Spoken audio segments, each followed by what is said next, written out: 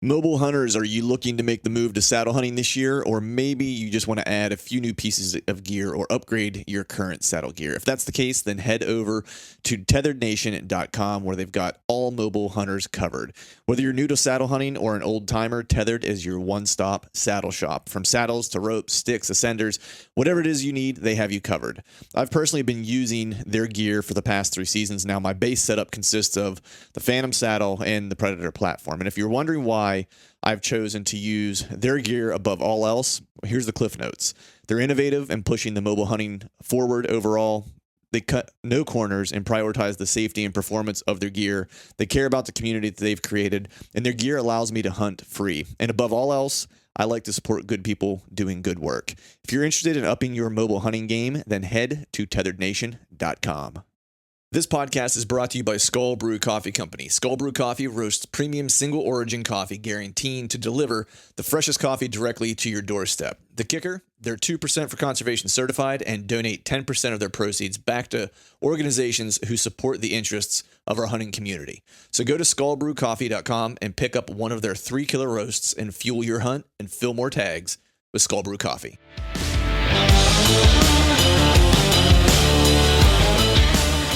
Welcome to the Truth from the Stand Deer Hunting Podcast, brought to you by Skull Brew Coffee Company. I'm your host, Clint Campbell, and you're listening to episode number 221. Today, we're learning from the past and planning for the future with my good buddy, Chad Sylvester. So stay tuned.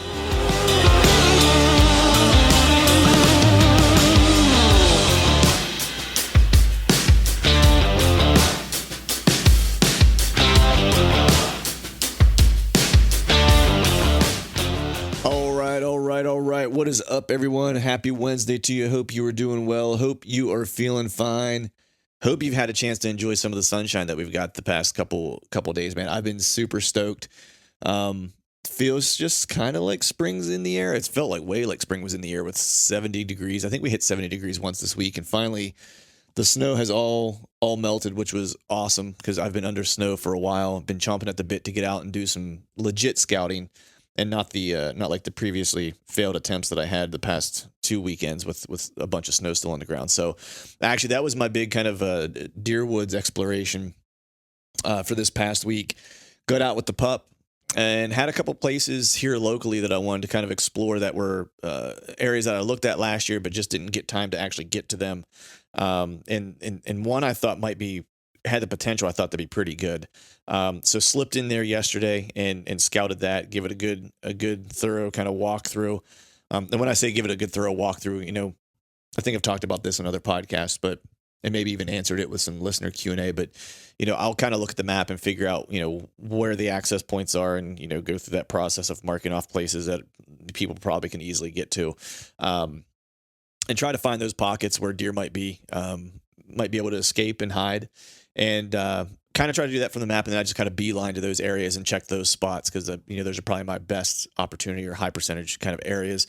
And so did that yesterday, and the beginning of the scout really was turning up to be kind of a failed attempt. Really, I walked into an area that I thought I would find a bunch of scrapes or at least a few, and there was nothing for sign, like zero. I shouldn't say zero. I found some very small rubs that would not. I could have walked right by them. I'm actually kind of surprised I even saw them, to be honest. Made my way all the way around this piece, like the pretty big loop. Finally got to this one area that I kind of had been eyeballing on the map, and it was the furthest kind of point. It's funny because it was the furthest point from where I parked, but it's actually the closest to the road, to be honest.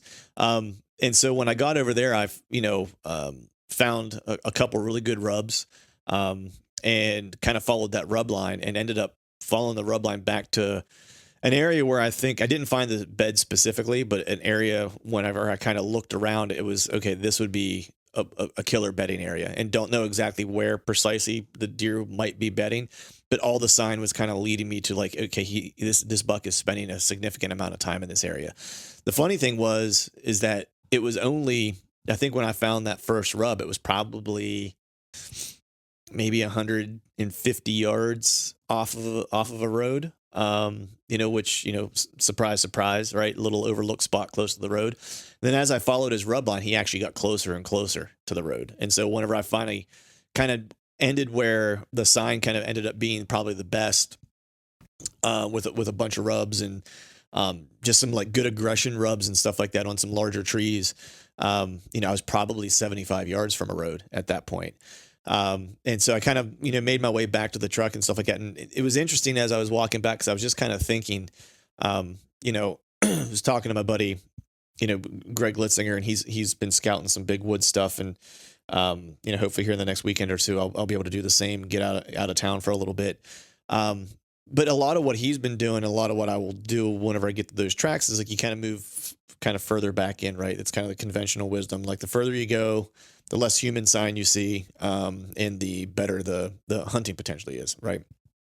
But it's kind of interesting whenever, you talk to maybe people from out of state and you live in a high pressured state, because, a lot of times folks will see flagging tape or something like that and they just kind of turn around or they consider that spot to be dead.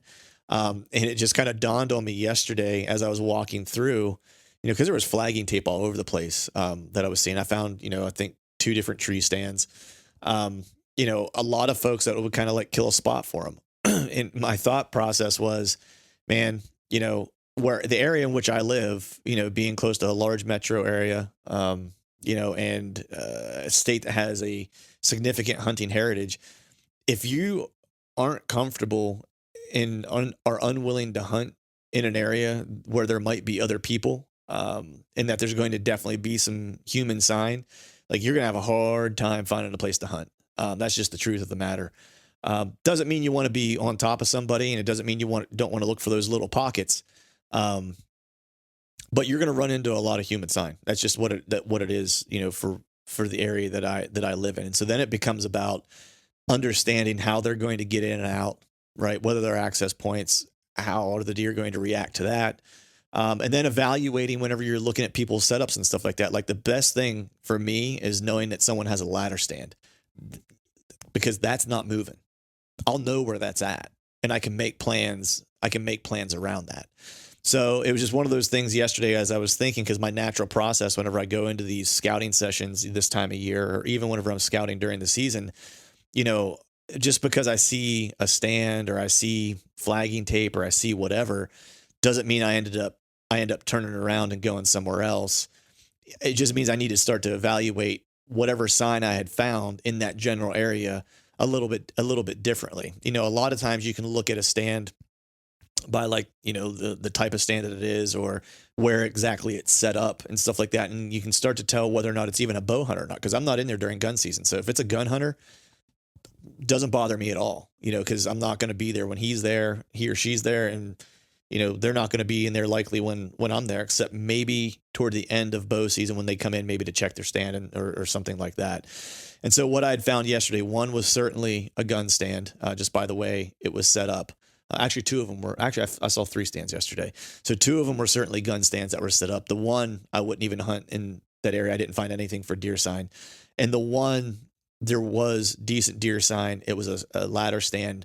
It could have been a gun or a bow hunting stand. I would lean probably bow hunting, just by the nature in which they were set up, because it was set up in like thicker cover, on the edge of a cedar thicket and stuff like that. So it made me think that it possibly could be a bow hunter, or maybe a crossbow hunter, whatever the case is. So that was just something interesting, yesterday as I was scouting that I was thinking about, and then figured I would pass it along here. But that was really, that one area with those rubs was really the only thing that I'd found worth kind of noting. And what I'll end up probably doing is throwing a cell camera in there earlier in the summer, and just kind of, watch for deer, because it's close to some water where it might be able to get some shade and stuff like that, and just want to see what the traffic kind of looks like.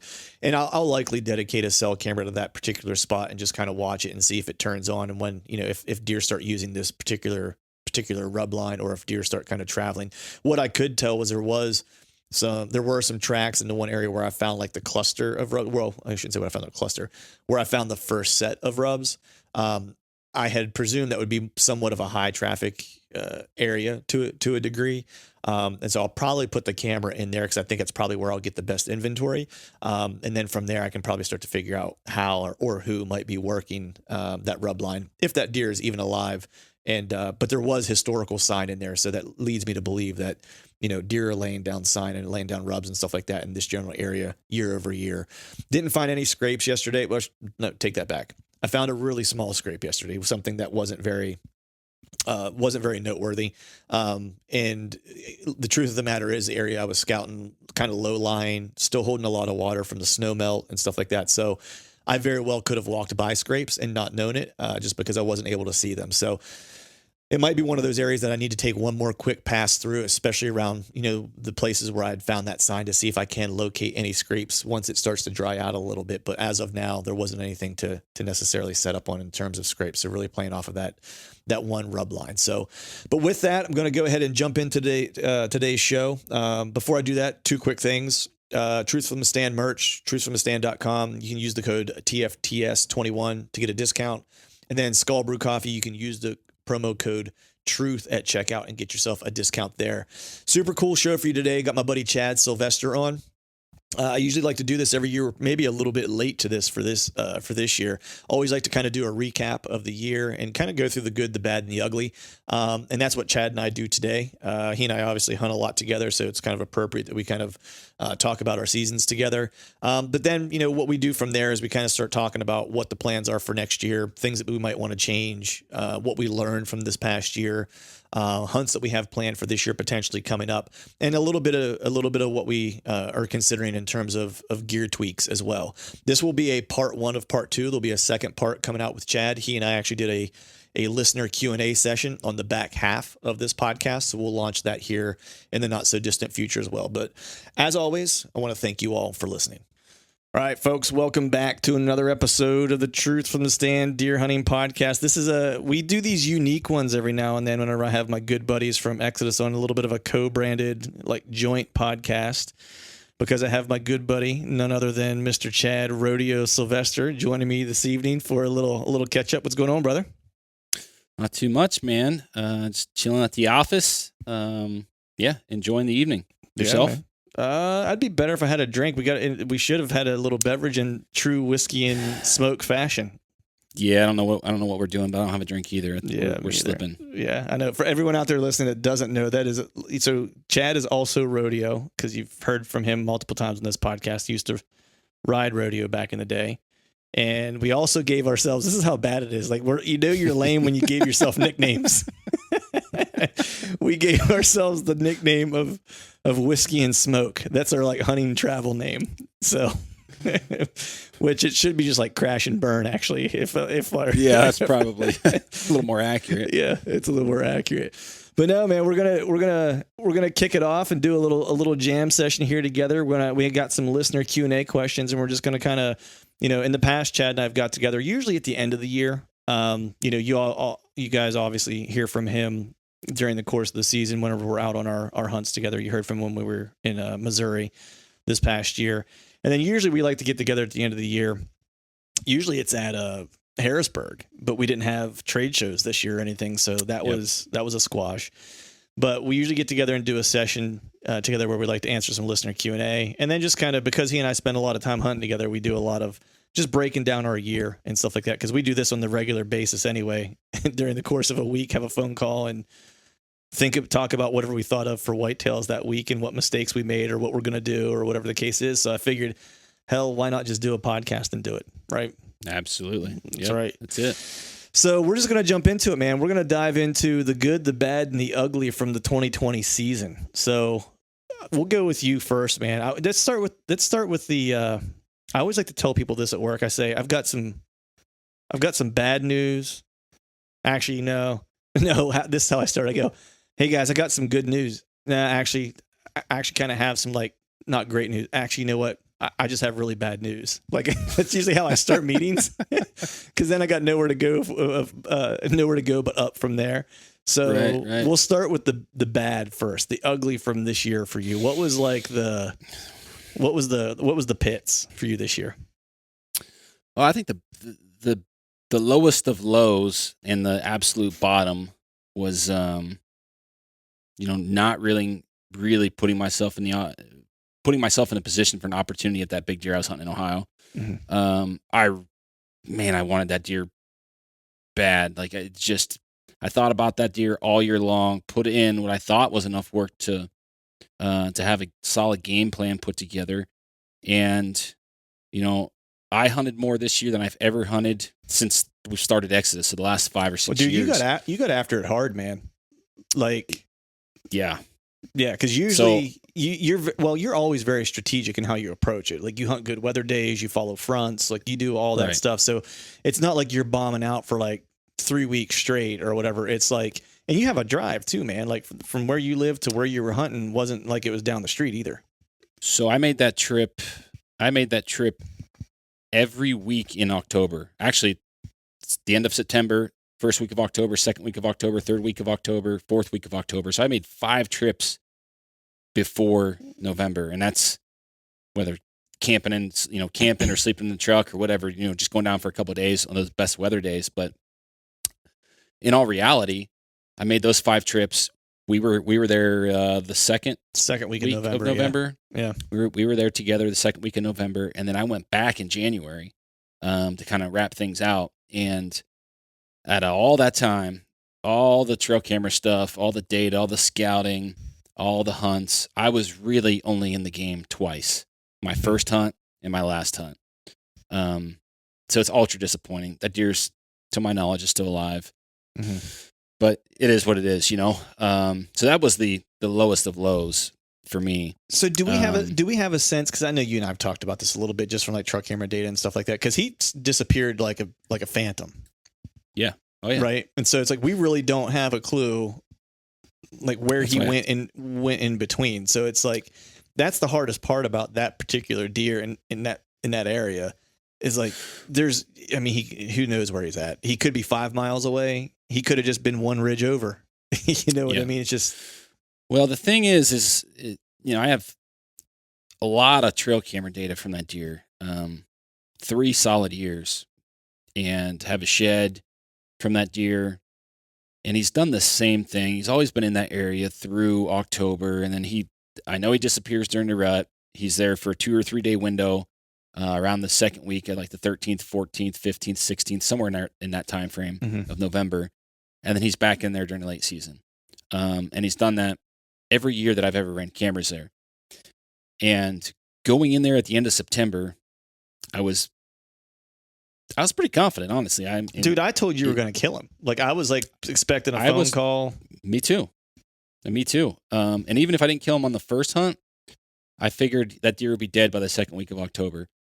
But when I went in and hunted him, that first set, he showed up in that spot or that area about, I'm trying to think, like 40 minutes after I got out. It was less than an hour, I remember. Yeah, it was less than an hour. So I was close, but not close enough.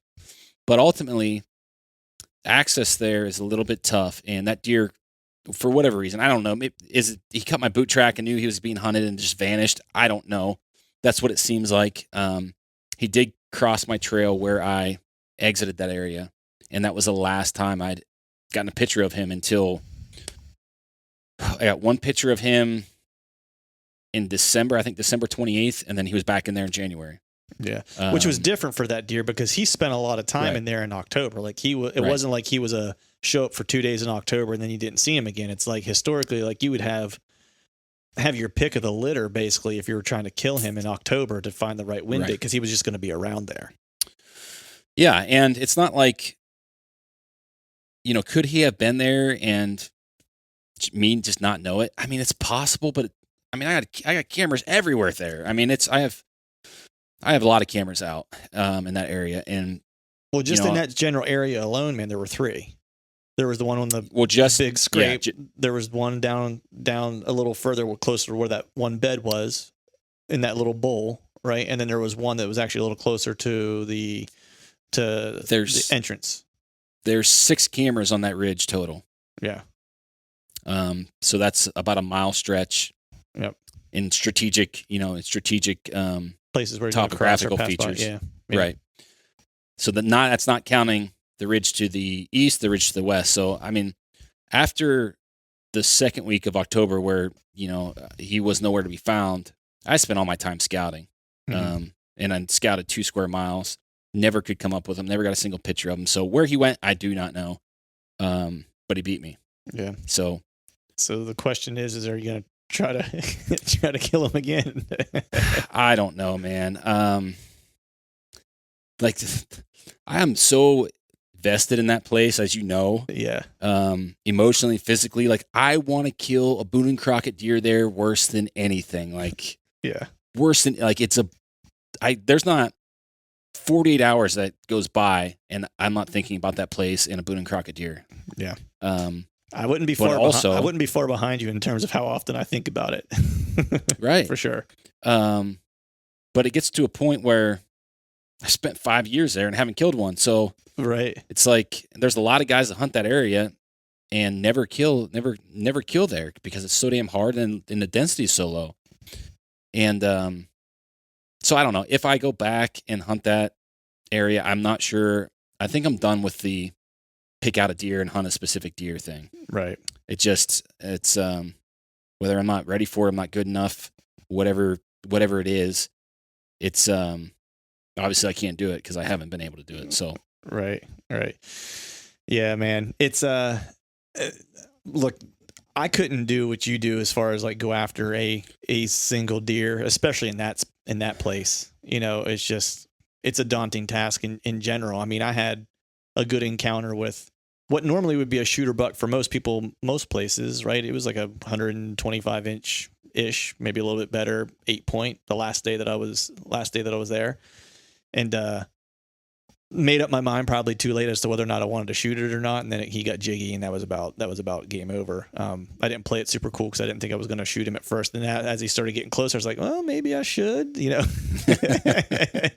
And by that time I had wasted too much time and he was starting to get a little squirrely. And then, you know, he didn't blow out of there. He just kind of went down over the ridge and that was it. But it was just something in the back of my mind. I was like, man, there are bigger, like this is a spot I have an opportunity to kill a really, really good deer. You know, I was like, in that caliber deer that was standing there, I was like, really good deer looking, and anywhere else I probably would have shot him, you know, but just what I know of that place, I'm just like, man, I don't know, you know, and I was fully anticipating on going back over Thanksgiving. That was the last day of the hunt. Right. So people listening are probably like, why the hell didn't you shoot it on the last day of the hunt? Like, geez, you know, but I was anticipating going back over Thanksgiving because we go back to visit my family or my wife's family over Thanksgiving, which means it's a shorter drive. And I was going to hunt for a couple of days, but her whole family got COVID, which meant we didn't go back, you know, for Thanksgiving, which means I couldn't make it out. So the plan kind of blew up in my face. But I think my ugly and bad this year was simply, man, it was hitting that deer in Missouri and losing it.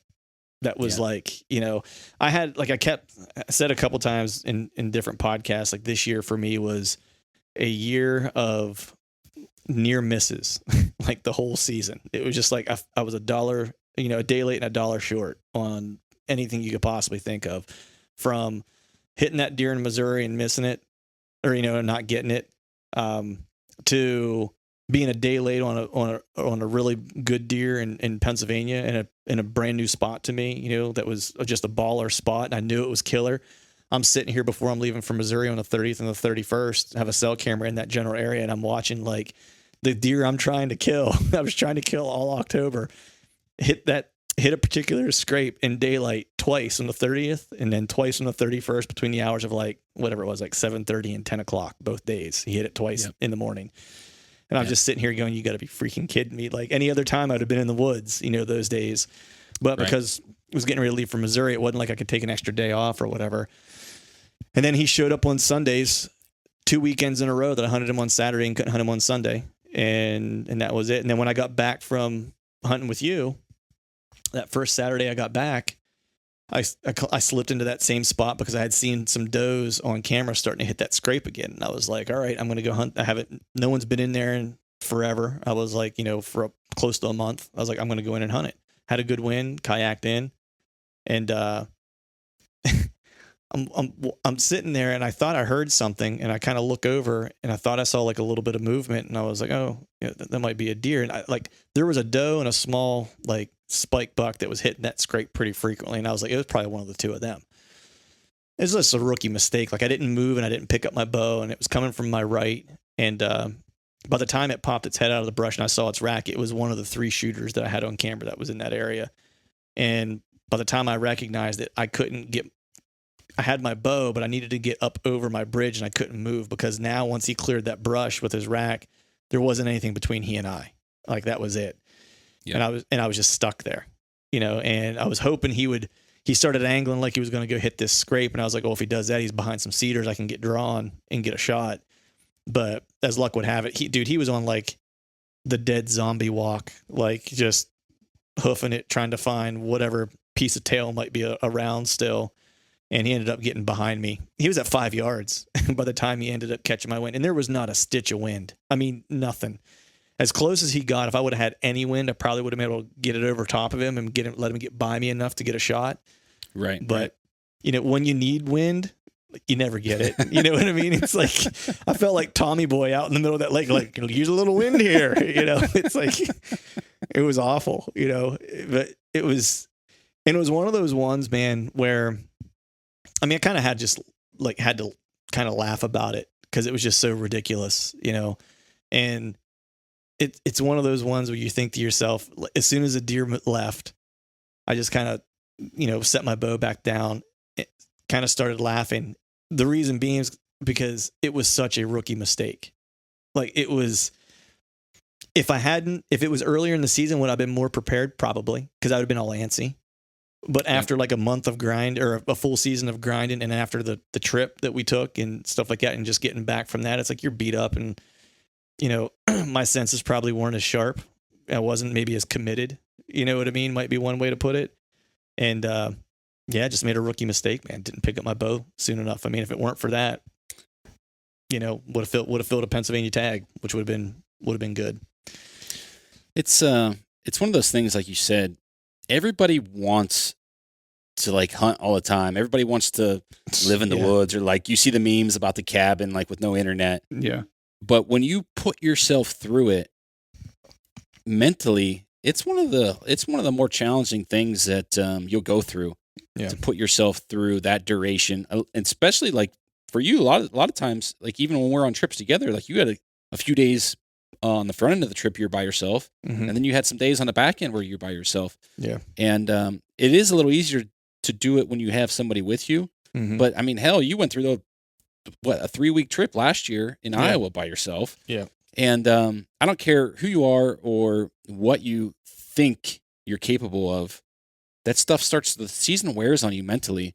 And, you could say it's a rookie mistake, but at the end of the day, I think that Johnny Stewart talks about this a little bit, is giving yourself a few breaks to stay mentally sharp. And I think that, that's good advice for anybody. Yeah, for sure. And I mean, I would have thought I would have been more in the game at that point, because I had a week basically from the time I got back till I hunted that following Saturday or whatever. I had a week of work, of course, or whatever. So it wasn't like I was just relaxing or whatever. But you're right, man. It's I'm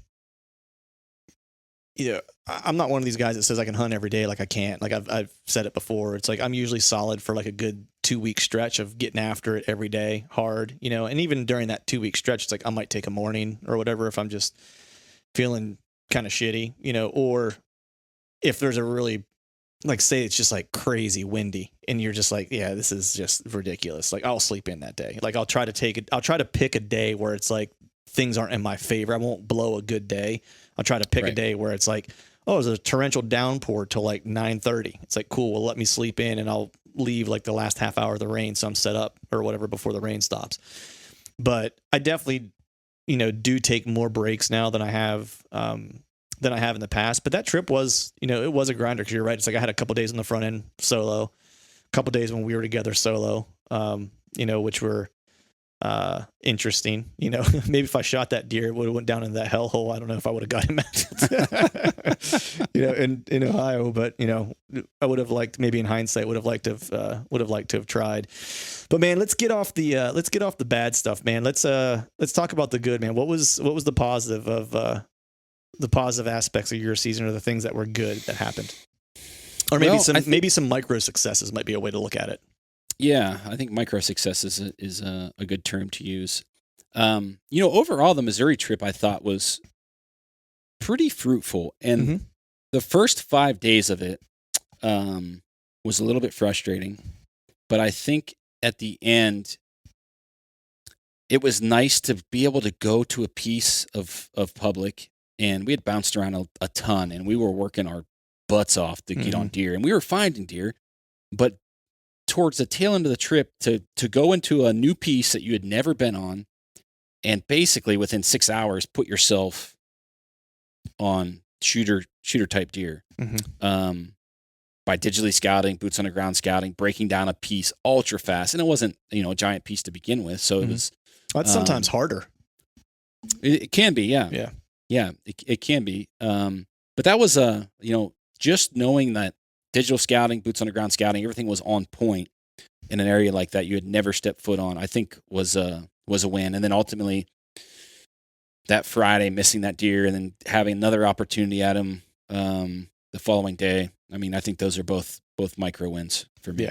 Yeah. No, I would agree with you, man. It's like, to me, the whole travel trip this year was successful. And then hell, I'll even say, even though I screwed the pooch in Missouri and I screwed the pooch in PA that I just talked about, I think both were successful in my book. I actually talked to Tony Peterson about this. I was on his show, the Hunt for Real podcast, and we were just talking about definition of success and stuff like that. And one of the things that we talked about is just kind of what you and I are talking about now, where it's all in how you frame it. If success is defined by filling tags with Boone and Crockett deer, man, you're going to have a rough existence. You know what I mean? It's like, you got to find those areas of success. Like, and I look at them more specifically as growth.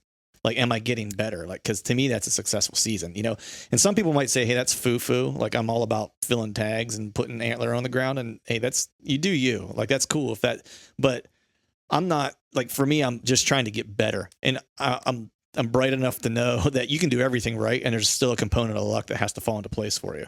Because if not, if it were just based on skill and someone's ability, then people would just go out that are really good at it, would just go out and do it year over year over year and never have an off year. And that's just not the case, That's right. So for me, to exactly what you said, going to some brand new places and being on deer, I had an encounter at the first spot we went to, that was on the ground in Missouri. The second spot we went to, Zach and I had another encounter, with a deer that we were just 20 yards outside the game. Then the final spot, hit that deer, but about got run over by a big deer. And we were in deer within, like, both of us were in deer within 30 minutes of getting out of the boat, essentially, Right. Which was super cool. And then in Ohio, that spot, man, I'd never to this point saw a shooter deer from the timber. That was the first shooter deer that I'd seen. And that was whatever was like the 16th, 17th day that I've hunted there, in total, and finally saw a shooter buck, So, and that place is just hard to find deer in general, or see deer in general. So that was cool. And then in Pennsylvania, I had a handful of really good deer in PA, like of the caliber that I've never had before to hunt consistently on multiple pieces, So for me, it was just a brand new piece this year. Had a good deer that I was trying to kill. Had a really big deer that I told you about that I ended up bumping out of his bed earlier in the season on that same piece. And I was in good deer. And so for me, it was a really cool season. Like, I had good deer. There wasn't ever a time where I was sitting there, because I've had these years where I'm just like, I don't have shit to hunt. Like, there's nothing that I know of that I'm willing to kill. I'm still going to go hunt and try to figure it out, but there's nothing that I know of that I'd be willing to kill. And that's sometimes hard to muster, like the grit to kind of continue to get after it when you just don't know what's there. Like, I want a visual, I want a sighting, I want an encounter, I want a something just to let me know that I'm in the game for the type of deer that I want to hunt, Yep. And so for me, this year was interesting in that regard, because I knew multiple pieces. I had very good deer that I could get after, and I had a good idea where they were at. So, so overall, I think successful season. Yeah. Yay, nay. Yeah, of course. Yeah. Cool. I mean, there's always things you think you could do, you could do different, but like you said, those are the things that you question and look back on and learn or grow from. And ultimately, that's the most important thing at the end of the season. Yeah, exactly. That's a perfect segue, because the next thing I wanted to talk about is just kind of dovetailing off this, is the things that we want to work on for this season. So it's like we just kind of talked about the things that were bad, like where we screwed up, right? Some things that were good. So the obvious question to the next step is, what is it you're going to try to get better at this year? What are the things you're planning on working on? The biggest thing for me is going to be broadening my skill set as a whole. 95%, 90% of my hunts, 9 out of 10 hunts are elevated. So either from a saddle or a tree stand. Mm-hmm. And, going to Kansas this fall, we need to be able to hunt, or I need to be able to hunt on the ground, spot and stock. So Mm-hmm. I think that is something I'm going to be working on in the off season. Being more patient, understanding that when you see a deer, you don't necessarily have to go in and kill him that very second, Mm-hmm. but be able to glass deer, watch them go back to bed, and then have some type of plan to go in and kill him when the conditions are right. So being ultra aggressive when it's right, but having enough patience to wait for the right opportunity to be aggressive is something that I think is going to be important this fall, and definitely something I'll be working on. And then this one's probably going to surprise you a little bit, but this elk hunt coming up in September in Idaho is going to be pretty physically demanding, and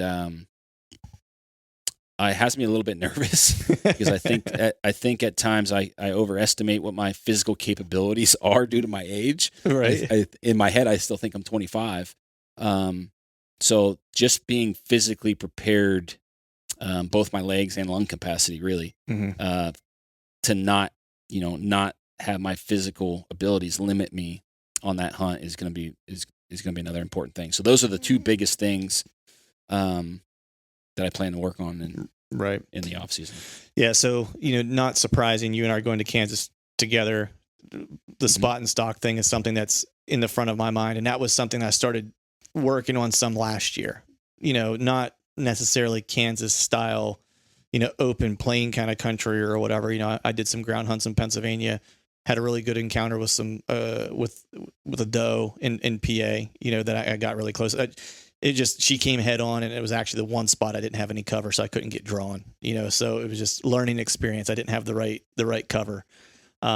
Which is why I was kind of doing it last year in some of these hunts, because I was like, let me screw some stuff up here to figure out where my weak spots are.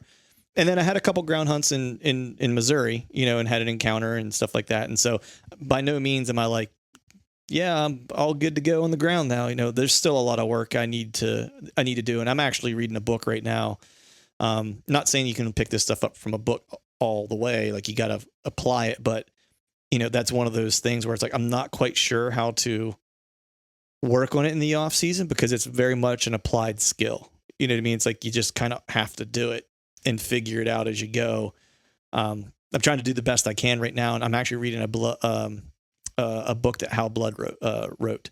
And for those that listening that don't know who he is, he's a big time, Maine hunter, big woods, does a lot of tracking, and a lot in the snow. But a lot of still hunting too. And so I'm reading a book by him right now, and hopefully we'll have him on the podcast here in the not so distant future and pick his brain. And then of course, watching my old whitetail, Jared Scheffler and those guys, watching some of their old videos, and just trying to pick apart how they kind of go about it. Cause when you look at what they do, it seems ultra aggressive, right? But if you really watch them, they'll watch for a long time before they make a move. Now they're aggressive when they make a move. It's like, cause they recognize they go one chance, you know what I mean? Right, that's it. That's the thing on the ground. It's like, typically it's not like from a elevated set where it's like the deer might come within range, but doesn't know that you're there, and he'll be willing to come back the next day. I'm not saying that's not the case with something on the ground, but usually something on the ground, like if you booger them up, they probably smelled you and seen you, you know what I mean? Cause that's it. You gotta, because the way they're going to bed and they're going to lay, is going to be in such a way. It's like, you're going to really understand why they're set up that way, because they're going to have very few disadvantages, and, I've listened to Jared talk about it a little bit, where he almost likes to come to the deer, almost head on, which is really kind of interesting, because he's just found from his experience that you create more movement, or whenever you're coming from an angle, you just have a larger profile versus coming straight on a deer, because you have a smaller profile at them, as opposed to moving across their vision or whatever. And I thought that was interesting, but that's ballsy. You know what Yeah. I mean? It's like he's looking in my direction. I'm going to move right at him. You know? Yeah. It might not be looking directly in your direction. He might be, of course, he's taking the wind into consideration and cutting the wind as much as he can. But I almost feel like on the ground at like some point you get to a point to where you almost are going to give up the wind. You know what I mean? Like, and you have to like figure out what that point is and be within shooting distance at that point. I've I was just texting you. We were texting a little bit this past weekend, and I was watching some of their new DVDs, and that's where that being patient until it's time to be ultra aggressive. That's where that comes from, and watching those guys just glass and watch deer, and then know where they are for a couple days, but waiting until the time is right to go in and kill them. Typically that's not. If I see a deer, usually I'm trying to go after it. You know what I mean? Right. And just the patience that Jared and Chancey and those guys use when they're going in, like everything's ultra slow. They're changing their cadence in the way that they walk. They're manipulating their profile. A lot of times they're carrying a decoy, or they're on all fours or belly crawling, just doing crazy, insane, out of the box stuff, and they're getting it done. I mean, Dude, they get it done like at a high level. At a high level and a high percentage, like in comparison to, anybody else that I know hunting from a elevated setup or not. You know what I mean? And the caliber that they're doing it on is unreal. But it's interesting you said changing their cadence up, because that was something I was reading actually this morning before work. I was reading some of the book, and that was one thing how Blood was talking about. Was he was more specifically talking about it as it relates to, if he has snow and it's iced over, or if it's dry and there's leaves, where he changes his cadence. Because he was saying a human walks in a straight line at a clip and doesn't stop until they see something they need to observe or whatever, where a deer will literally move 25, maybe 50 yards at a slow pace and then stop and then won't move, because they're looking around to see if there's any danger around. You know what I mean? They're kind of scoping everything out. And that's one thing he talked about, was trying to mimic the cadence of deer. Listen to how deer move whenever they're coming up on you. And then when you're walking through the woods still hunting or trying to stalk up on something, like, you should try to use the same cadence. It'll create less nervousness for them, because they're going to potentially feel as though there's just another deer around milling about. Yeah. So that's something I worked on last year in Southern Ohio, was either, being very particular with my foot placement, not stepping or walking flat footed. So it was either heel toe or toe heel, with intent. So it almost sounded like one step was almost two steps, or picking up a stick, using a stick, almost like a trekking pole to make that extra step, and breaking up a basically a cadence from a biped. Yeah. Right. Yeah, exactly. Yeah. That's interesting, because I know Zach is, that's one thing in watching him. And I think I maybe even heard him say it. Like, he doesn't, like, if you watch him in their videos when they're hunting, like, he doesn't break very many sticks when he's hunting. He's sneaky. Yeah. You know what I mean? And I'm always kind of blown away by it, because, this year was probably the first time I really paid real close attention to it. Like, actually, to your point, like, I had an intent whenever I was walking in the woods to try not to, I always try not to step on stuff that's going to make noise, but like, there's those small sticks that you think you can't avoid, you know what I mean? And I was even trying to be particular about that, and like, try to feel them even underneath my foot before I put my foot down, The craziest thing was, the quietest I ever hunted was actually that day I hunted on the ground in Pennsylvania. I forgot my boots in the truck. I ended up wearing my Vans skate shoes to hunt. And the crazy thing is that it almost, like, I thought about getting a pair of Russell moccasins for early season. Like, it probably won't work for late season, because I could feel every stick underneath my foot. Because, they're Vans skate shoes, so they're really thin soled. And the whole point is, like, for skate shoes, for anybody who's never skateboarded, the soles are really thin. That way, when you're doing tricks on your skateboard, you can feel the board underneath your feet really well. Like, there's not a lot of separation between your feet and your board. And so whenever I was walking in the timber with those, I was like, damn, man, I'm super stealthy, and they were like, I didn't break a stick on the way in. I didn't break a stick on the way out. And it made me just kind of stop and think. I was like, man, I should get like a pair of like high top Vans and wear those in early season if I'm going to hunt from the ground, or just in early season in general when it's dry out. because I'm so much quieter whenever I'm in the timber. That's even maybe a vote for like hiking shoes over like full on hunting boots too. Right. Yeah. From that standpoint. But man, I think that's the main thing I need to work on this year. I need to get my shoulder healed back up. That's like the big thing that's weighing on me right now, is just continue to do the PT and stuff like that. So I'm good to go, so I can shoot more and stuff like that. But that's just an never ending battle at this point. But I think you'll be fine for your win, dude. Like, I think for your Western hunt, I think you'll be good on your win, man. It's the best thing that I did whenever I went out. The thing that helped me the most is I actually did interval sprint training. I found that to be the one thing that was the absolute best. And it's not like you need to be like an Olympian or whatever, just the effort of it. And it'll give you a gas tank like you've probably never had before. Like, I'd never, even in all my years of like wrestling and stuff like that, like when I did that training like that was the best gas tank I probably ever had, Yeah.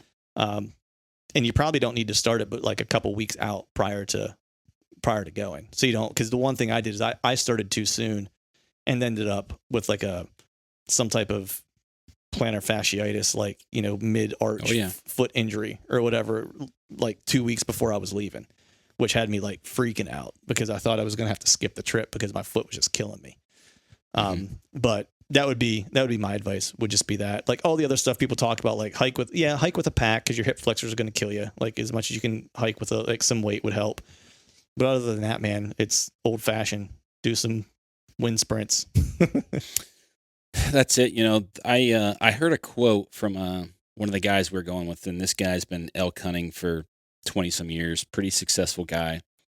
And he told me a good elk hunter needs to be able to do one thing. And then he like paused for like 20 seconds. I was like, well, what is it, Ryan? Like, what is the one thing you're going to tell me? He was like, you have to learn to suffer well. And that was it. Like, he didn't say anything else. I was like, well, I think I can handle that. Yeah, no, those are pretty true words, man. Because there were some hikes where it's like I was in great shape when I went out there.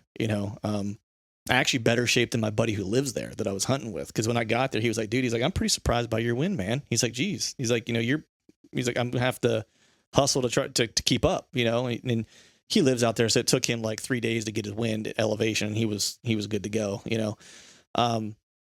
but even being in good shape, there were just the elevation and the amount of up and down and just how unsure footing is so often. It's like all those, truthfully too, like, might sound weird, yoga, anything that's going to like challenge those small muscles for stability.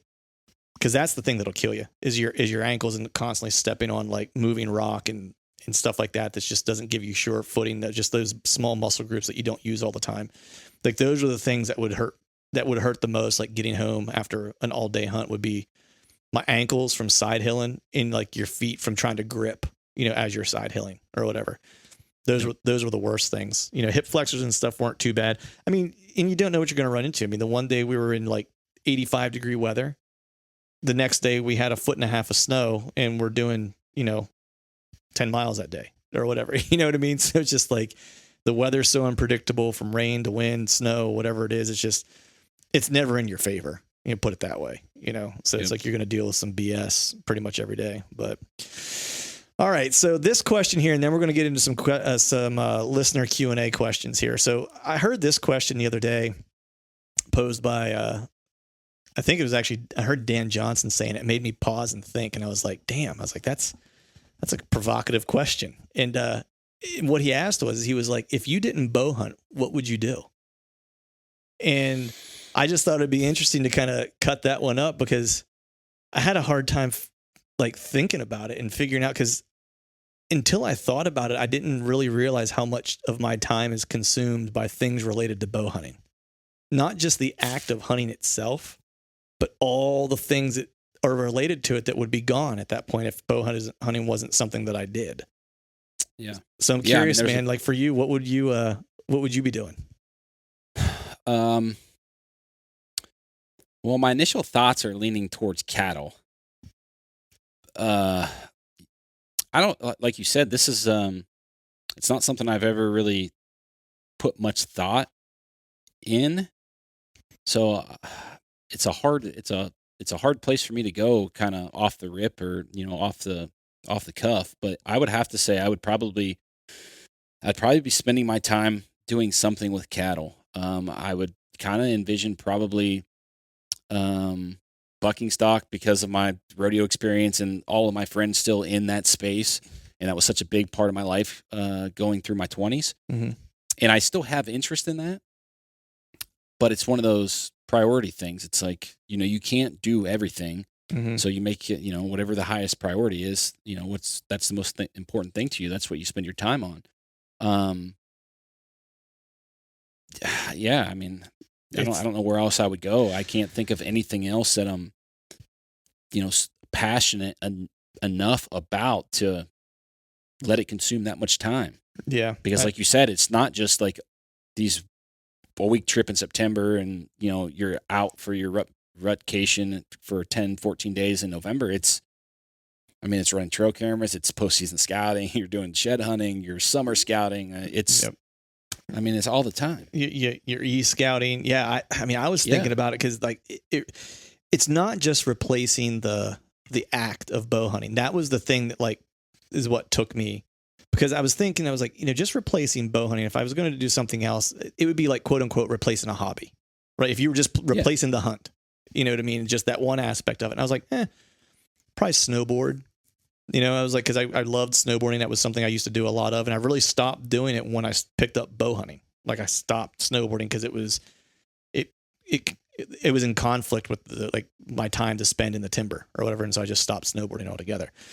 But for me, to your point, and it's different for you because you physically work in the space too, right? So it's like it's all consuming.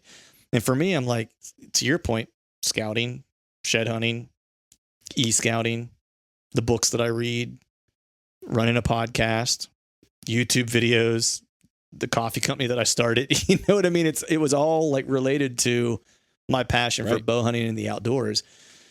And you would think it would be music because that was the thing that I did prior, but I kind of put that to bed before I left like Florida and knew that I wasn't ever really going to go back to that in any kind of significant way.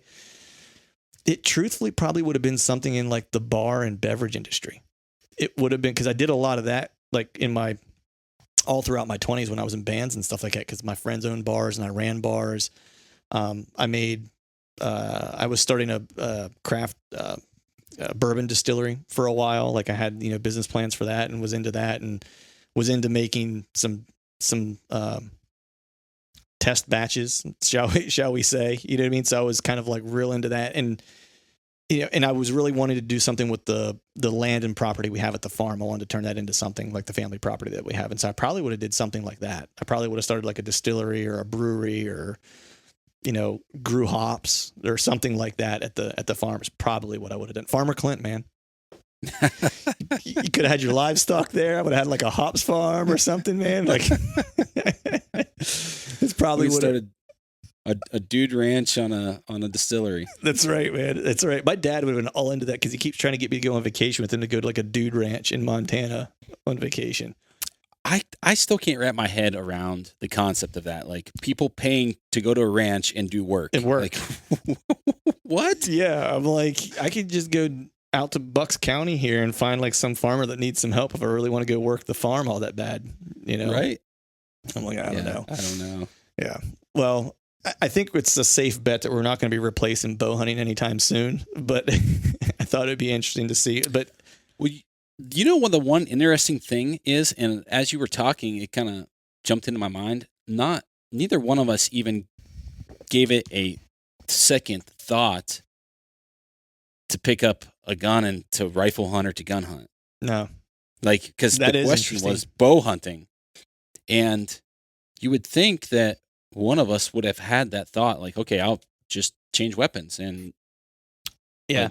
Neither one of us said that. That's intriguing. It is very interesting. And it's funny that you point that out because whenever I hear people talk about hunting, when they say, do you hunt?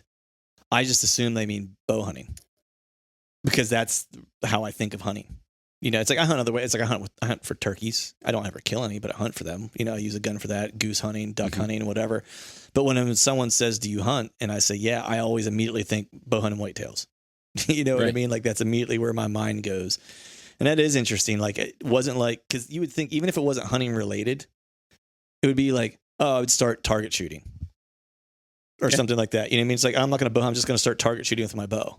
I'm going to do archery or whatever. No, it was like left turn, going to rope cattle. I'm going to make whiskey, like, which is interesting, but. All right, folks, that is a wrap for today's show. I'd like to thank all of you for listening. And if you haven't yet, please head over to iTunes and leave us a 5-star rating. And hell, while you're at it, head over to YouTube and give us a sub there too. I'd be super appreciative if you'd be able to do those two things for me. And before I shut this thing down, I need to give a big shout out to our partners who continue to help us make this podcast possible. Tethered, Exodus Outdoor Gear, Skull Brew Coffee Company, and Maven Optics. And until next time, we'll see y'all.